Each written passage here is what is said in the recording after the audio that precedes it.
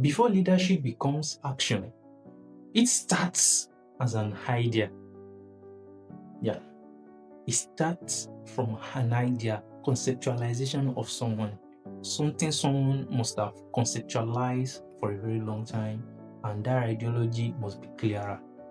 And if your ideal of leadership is wrong from the start, everything you will build will collapse. That is why the idea must be very, very clearer. Leadership position is equals to philosophy. You must be a philosopher before you can be a good leader. And here is the pattern. Most people think leadership is all about position, influence, or power. But leadership is way deeper than that.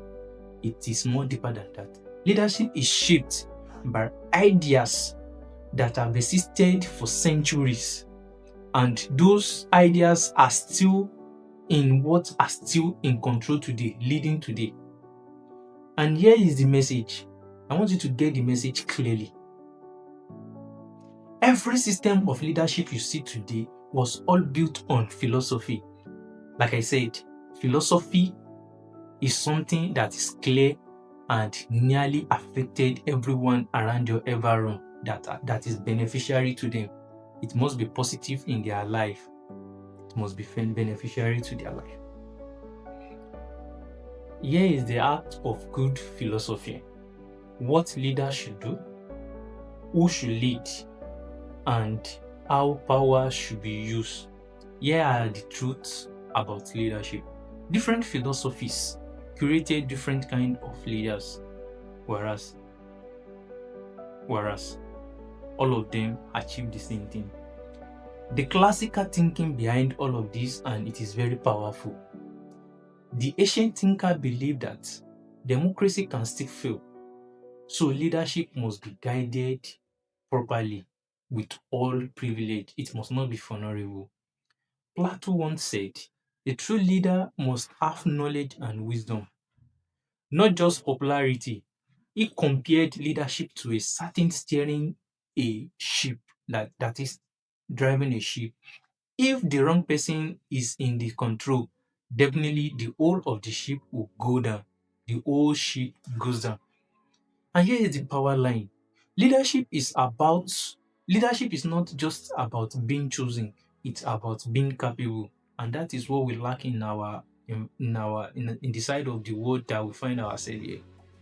Leadership is all about being capable of that position. There are things you must develop, and they are tough thinking. You must be able to make some decisive thinking and some decisive decision. Then, according to the emotional contracts, leadership is not about power. It is about services, true greatness. It is not about dominance, not about control, but about humility.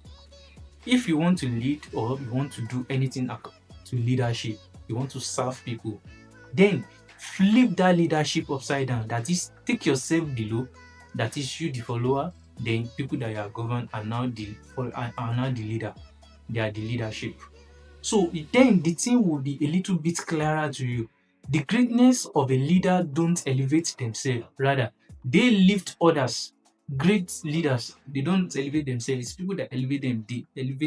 People elevate them, then they elevate people. Do you get?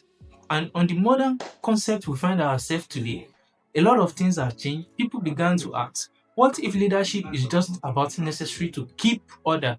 So leadership were given the power to maintain peace, structure, and stability. But here is the tension.